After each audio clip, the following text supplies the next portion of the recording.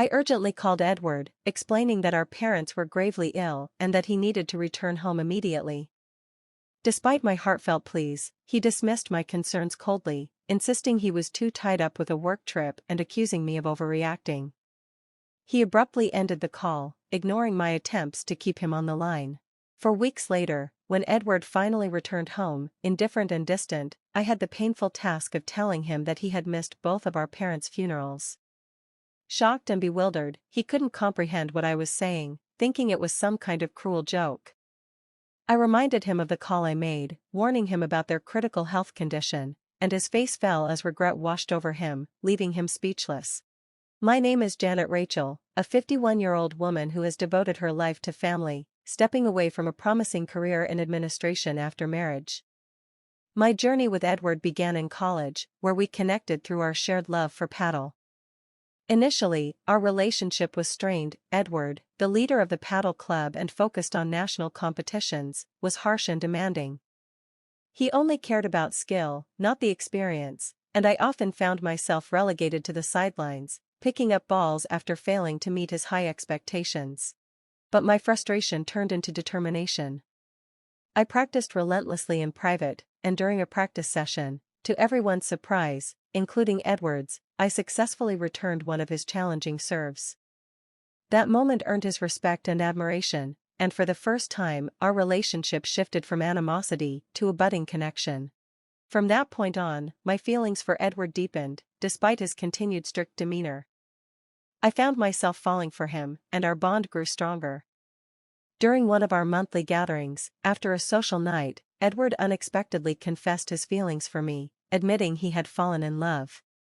Surprised but elated, I eagerly accepted, and we decided to keep our relationship a secret from the club to avoid disrupting the team dynamics. I was so in love that the secrecy didn't matter. Being with Edward was all I wanted. Our relationship endured beyond college, and we married when I was 23. At Edward's suggestion, I left my job to commit to being by his side. I was completely captivated by him, imagining a bright future together. Now, 25 years later, our life has settled into a more predictable routine. The excitement of our early days has given way to a comfortable, familiar life. My attention to personal style has relaxed. Where once I meticulously chose outfits and applied makeup for every date, I now favor comfort and rarely wear makeup. As a homemaker who rarely interacts with anyone outside our home, I've embraced a natural look. Reflecting on these changes, I can't help but notice how much I've changed since my younger years. I've gained weight, and my appearance now mirrors the before photos seen in weight loss ads. This shift in how I look might be contributing to the more routine nature of our relationship, and I sense that Edward now sees me less as a passionate partner and more as a maternal figure. He even makes light-hearted comments, asking for coffee in a way that feels more like a caretaker's role than a wife's. This gradual transformation in our dynamic marks a significant evolution from those early days of love and ambition. Edward's parents live just a 20-minute walk away, and they have always been kind and supportive. In return, I visit them often, eager to help, especially as their health has been failing. My father-in-law is battling a serious illness, and the doctors have given him little hope. He expressed a wish to spend his remaining days at home, and we brought him home for palliative care. The strain has been heavy on my mother-in-law, who seems increasingly worn out by the burden of caring for him. As someone who doesn't work outside the home, I've tried to step in and support, but the toll of it all is beginning to weigh on me as well. I've been helping my mother-in-law nearly every day, yet it's clear that the full responsibility of caring for my father-in-law falls on her shoulders, and it's visibly taking a toll. One evening, she asked if I could stay the night to assist her, her voice filled with hope. I had to decline, though, because Edward, my husband, expects me to be home every night. My refusal left her disheartened, her disappointment clear. Edward has a commanding presence, and he's never been one to help with household chores. He expects dinner to be ready and the house in order when he returns, and leftovers are not an option. Any deviation from his expectations often leads to an intense reaction. One day, I arrived home late after helping my father-in-law, only to be met with Edward's anger. He prioritized his needs over his father's, and I remained silent, knowing that arguing would only make things worse. This dynamic has left me feeling trapped. As a homemaker, I feel guilty for not standing up to Edward or offering my mother-in-law the support she needs during this difficult time.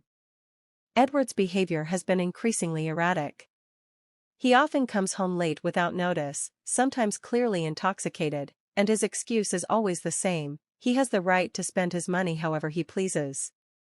This pattern has left me feeling isolated, torn between my duties as a wife and my desire to support my in-laws. Despite my role at home, Edward's expectations have become harder to accept.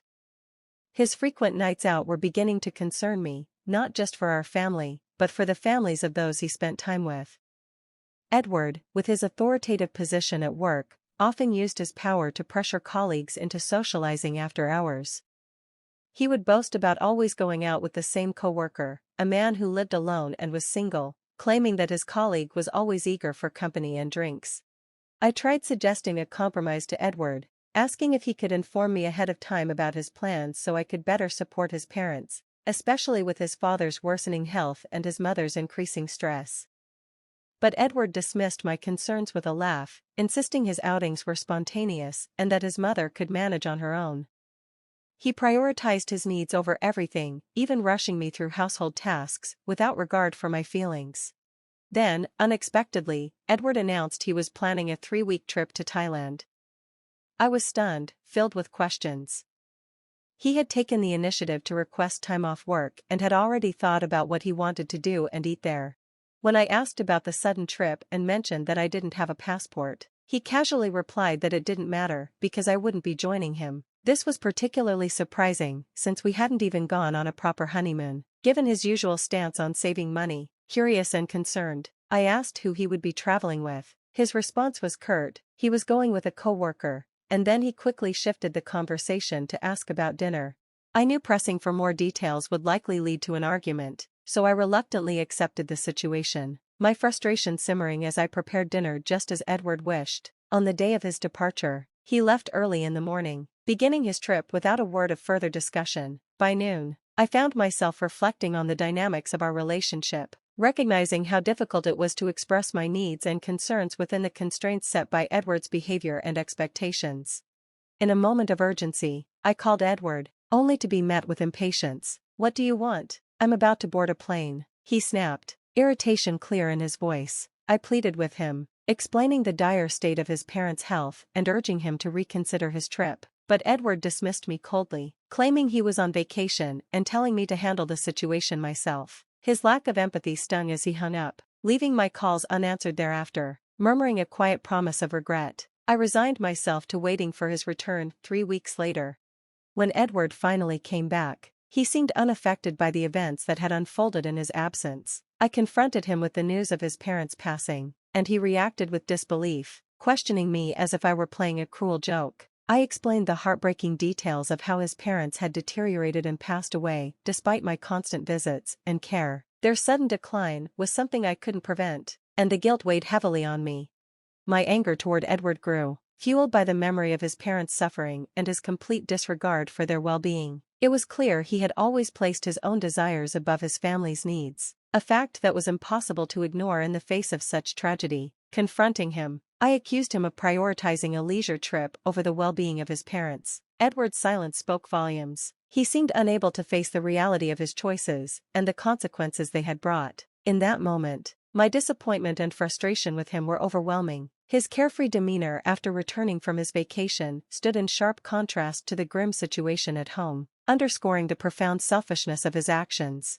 My heart ached, not just for the loss of my in-laws, but also for the realization that the man I had hoped would stand by me in difficult times had chosen himself above all else. With a hint of sarcasm, I probed further, asking about his recent 4-week getaway, suggesting it might have been with a lover. Edward, seemingly defeated, admitted to his affair with Donna, a younger coworker who, in his words, brought him comfort like nothing I could. His confession revealed that his late nights weren't spent working late but with Donna, and he boasted about her qualities in comparison to mine, arrogantly undermining my worth.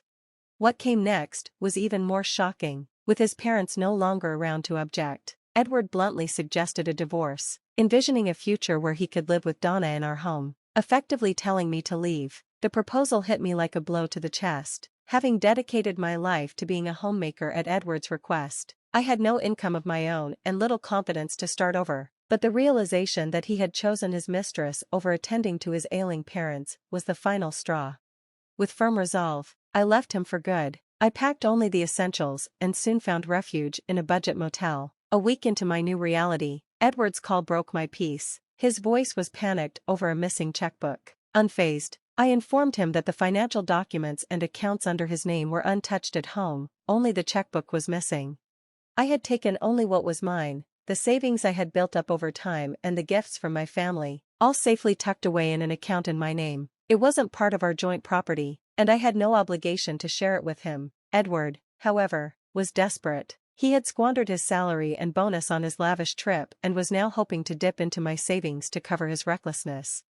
For the first time, it became clear to me just how much Edward had taken my financial stability for granted. He expected me to clean up his mess, but I refused. I suggested he get an advance from his paycheck if he needed money that badly. It was his responsibility to face the consequences of his actions, not mine. As the conversation wore on, I couldn't help but fill him in on the harsh financial reality of his parents' situation. There would be no significant inheritance coming his way. His parents had lived off their pensions, and his father's healthcare costs had eaten through almost everything they had. I also warned him to vacate their rental apartment to avoid further costs. It was a reality check he clearly wasn't ready for, and he struggled to grasp it. With a newfound sense of independence, I told Edward he was on his own. I had no obligation to support him anymore. His reaction, full of disbelief and desperation, did nothing to sway me. His previous actions had already drained any sympathy I might have had for him. I couldn't help but laugh at his situation. After all, this mess was his own doing. His affair with Donna and the way he'd thrown me out of our home without considering the financial implications had brought him to this point. His concerns about his job and the potential fallout from his affair were of no concern to me. I made it clear that he and Donna were the architects of their downfall, and I had no pity for them. Edward continued to plead, acknowledging his mistakes, but I remained unmoved. I ended the call with a final warning of regret, and that was it. Any obligations I had to him were over. The divorce process began soon after. Edward was initially hesitant, mostly due to financial concerns and the fear of his actions becoming public, but eventually, he was convinced by legal counsel to proceed. The divorce marked the end of a chapter defined by his betrayal and financial mismanagement. Thanks to my lawyer's expertise, the division of assets was favorable for me. Edward, who had already wasted most of his savings, found himself in a precarious financial situation after the divorce. He struggled to make ends meet, even dealing with the fallout from having to clear out his parents' apartment and cover the rental costs. Donna, who had originally sought Edward for professional gain, quickly distanced herself when the affair became public. She saw no further use for him and moved on, leaving Edward even more isolated. After everything unraveled, Edward sought to reconnect with me indirectly through our lawyer. His attempts to win me back and request financial assistance were relayed to me with a hint of irony. The desperation in his voice as he begged for help only reinforced my decision to cut ties with him completely. His financial struggles and inability to manage his life after the divorce were a direct consequence of his own decisions. Meanwhile, I had begun to move forward. I decided to re-enter the workforce and landed a part-time job at a local convenience store. It was a brand new experience for me, and I found myself enjoying it far more than I expected. I quickly adapted to the physical demands, whether it was manning the register, managing inventory, or keeping the store tidy. The work was a welcome change, and my manager even mentioned that I might secure a permanent position. It was a small, but hopeful, step toward rebuilding my life. Looking back, I see this chapter not as a decline, but as a midpoint full of potential. The end of my marriage wasn't a setback, but a launchpad for new beginnings. As I navigate this next phase of life, I do so with a renewed sense of purpose and joy, eager to embrace whatever opportunities lie ahead.